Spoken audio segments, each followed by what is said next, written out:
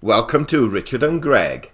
It's Saturday the 15th of May 2021 at 13:05. And rather than speak with Greg, we have a surprise visitor. His name is Ray and he's an internet security expert. And we're going to talk about how safe our computers and internet links really are.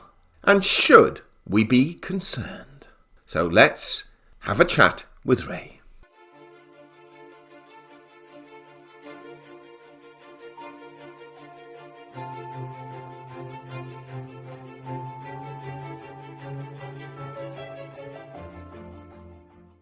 Ray, good afternoon to you. Good afternoon, Richard. Now, for the benefit of our listeners, give us a sort of brief introduction to your experience in the internet security field, and then perhaps we'll ask a few questions about how safe the internet really is and the devices that we have in our home. So let's kick off with a little sort of smattering of your experience.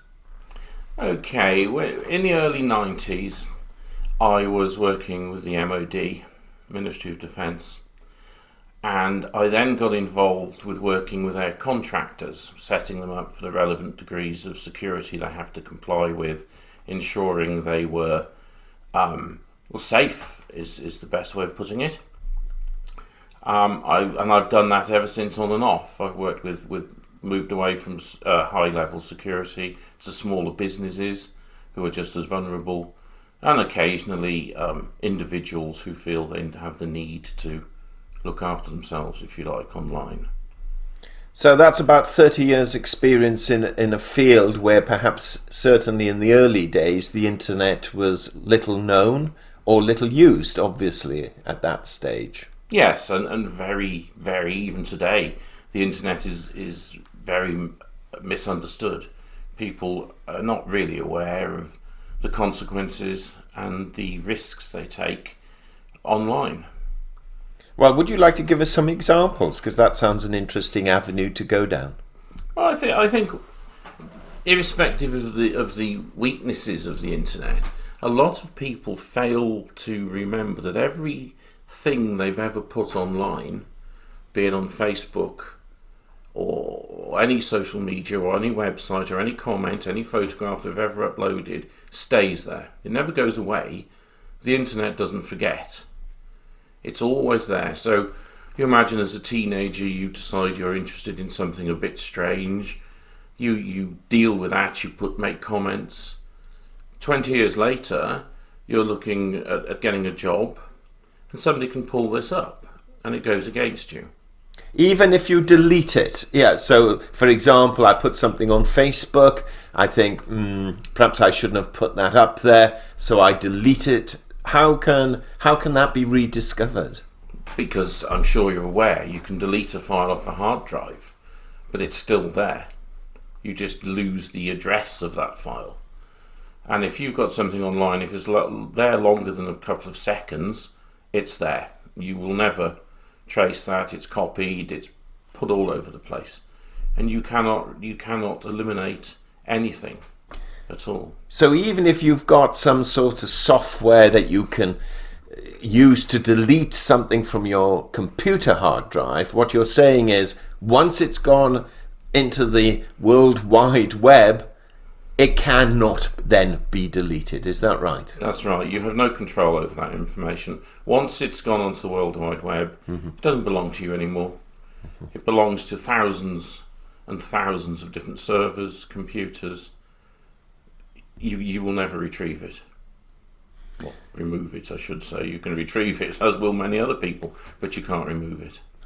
Okay, so those of us who have computers, and I've often sort of read that you should be frightened of the fact that your camera in your computer or in your laptop or even on your mobile phone or on your iPad or tablet could actually be watching you, and of course the speaker system and sound system or microphone system could actually be listening into you.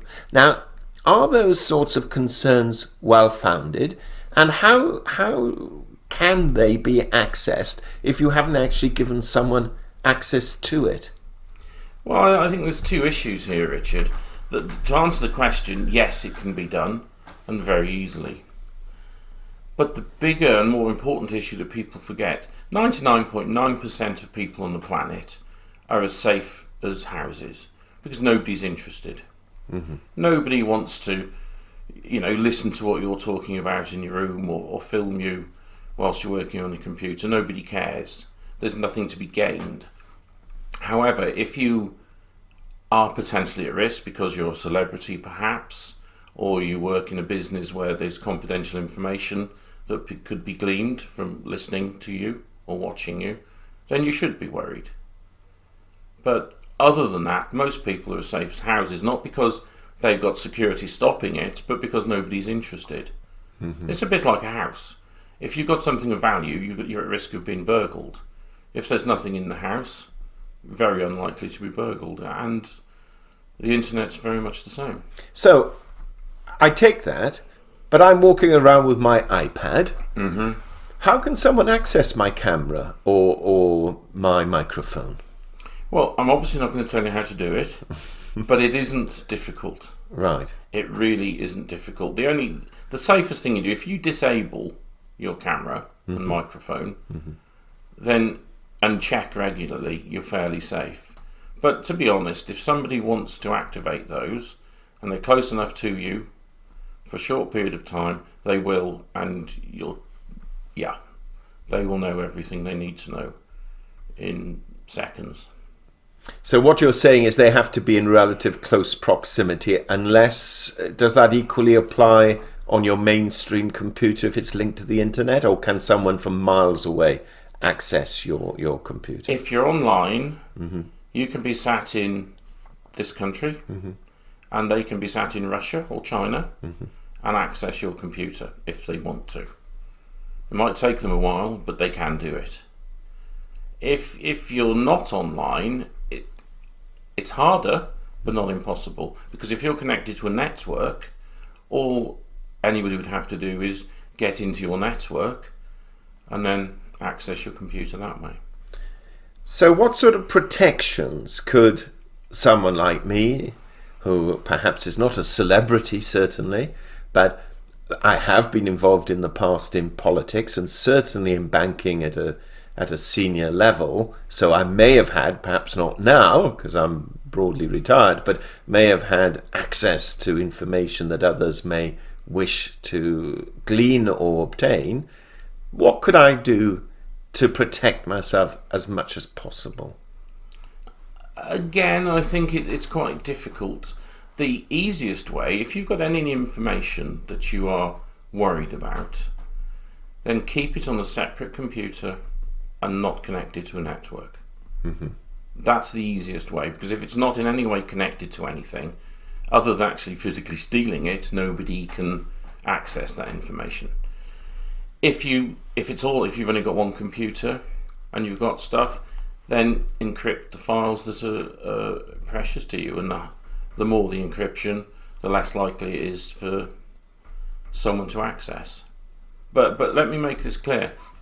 If you're a target of a professional, then there's very little you can do. It'll take them longer, and if you're lucky, you'll spot that and you can do something about it. But if a professional wants to get into your computer, then into your computer they'll go. There is no way of stopping them. So what about taking the camera into account? I know people who put a tape over their camera lens, and then basically that stops someone viewing you at least. That works, doesn't it? Well, yes, obviously it works. But again, it's just as easy to disable it mm-hmm. and check. Mm-hmm. Because if you disable something, if you check every day, every time you log on, just check, is the camera enabled? If it is, disable it. If it re-enables again, then you know there's somebody digging around.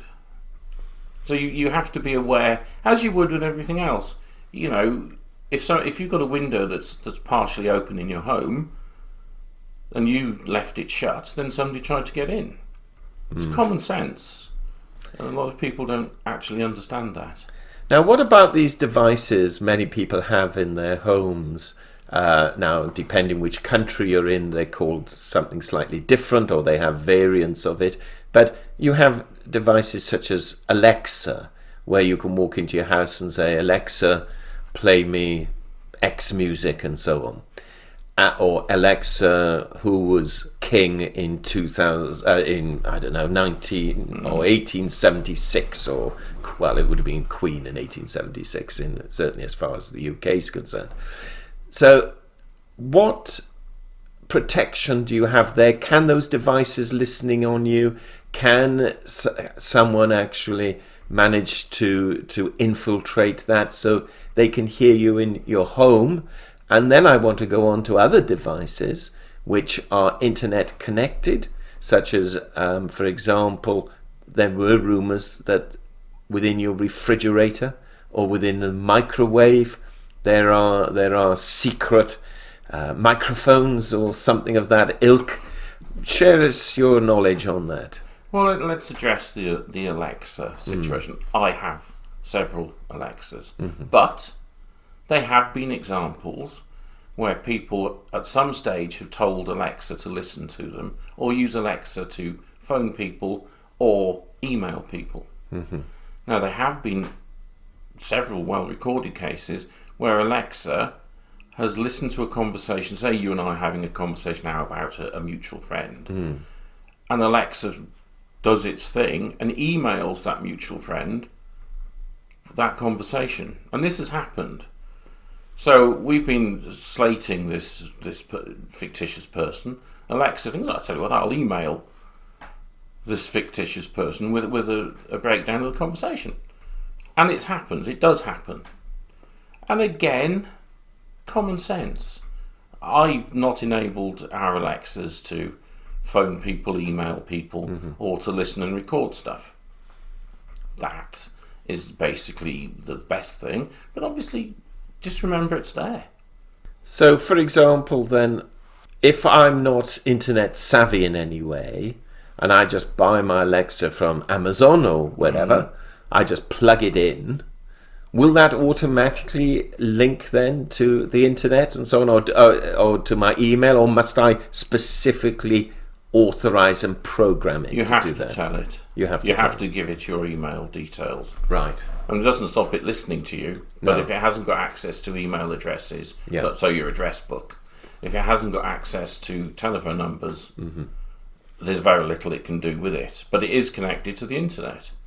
So yet again, in theory, somebody could get into your home network and do whatever they felt like doing with Alexa. But unless they had your information on email accounts, for example, nothing could happen. But they could listen in to you, though. But they could, yeah.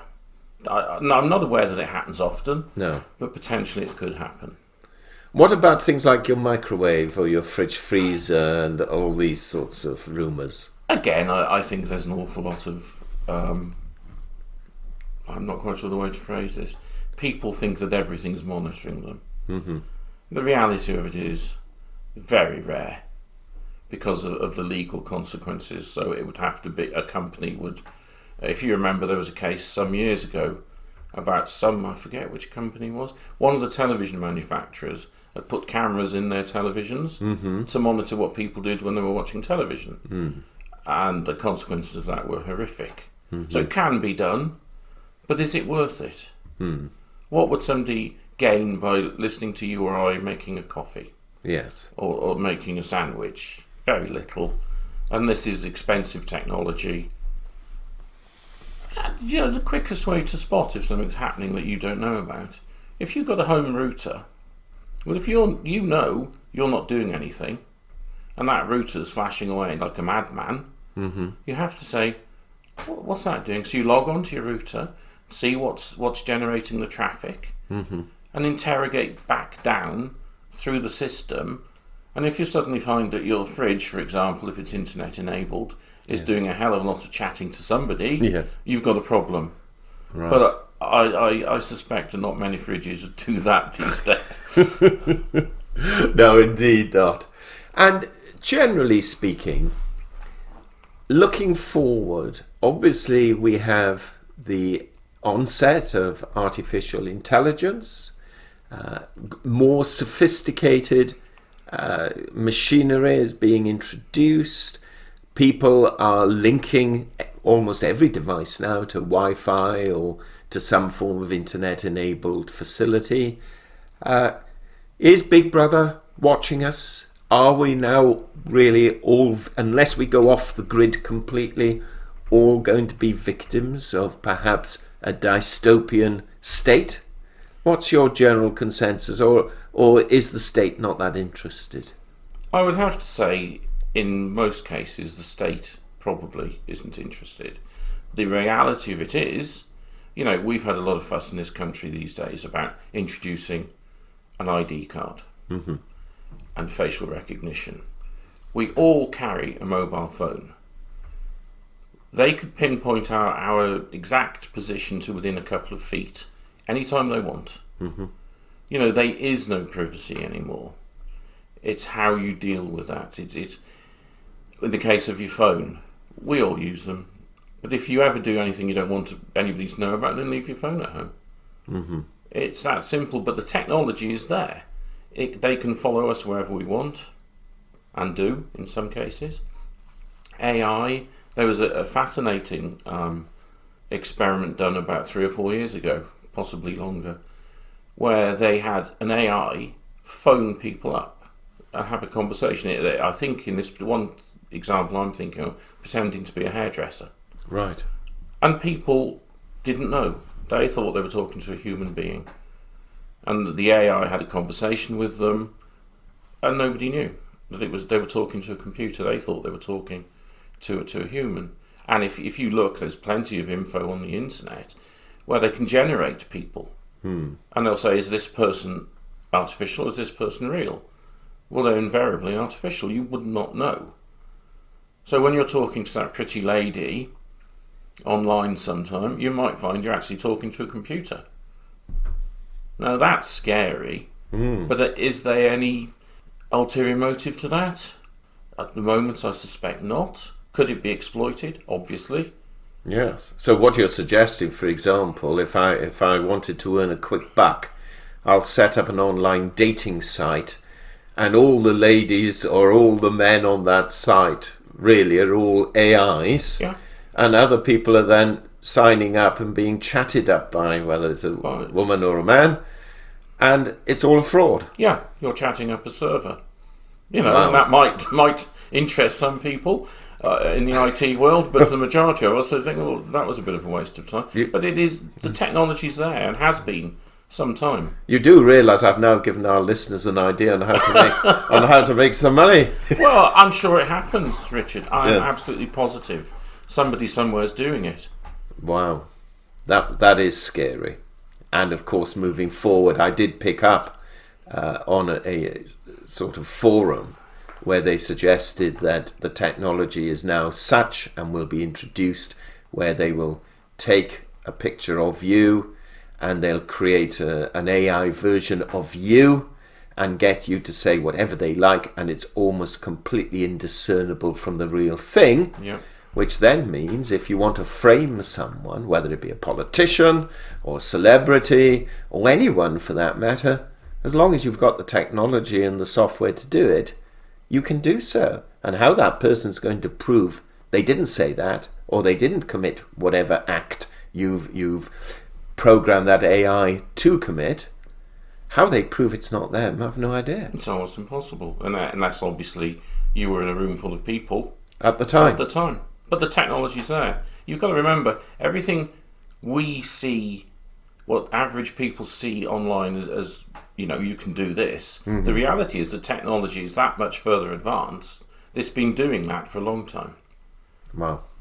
And that's when it becomes scary. But the underlying truth always is, most people will never be affected by any of that. I think people worry more. They don't need to. Right. Fascinating. I could go on for hours, but we won't. We'd like to keep our videos within 20 minutes if we can. Any last words of advice to our listeners? I think the best thing that most people can do in the if you ever read The Hitchhiker's Guide to the Galaxy, is don't panic. There's no need to panic. And rest assured, whatever you do to stop it, there's somebody cleverer to get past anything you do to protect yourself. So don't worry about it. They're not interested. Unless you're famous, of Unless course. you're famous, in which case you need to worry. Ray, thank you so much. It's been a pleasure. Thank you, Richard. We hope you enjoyed that discussion, and if so, kindly subscribe to our channel and press the bell sign so that you are notified of our videos as and when they are published. And also in the description box below, we place links to certain books, articles and programs which you may find of benefit, and for which we will receive a small commission should you purchase through our link. And this will help support our channel and to enable us to develop it further.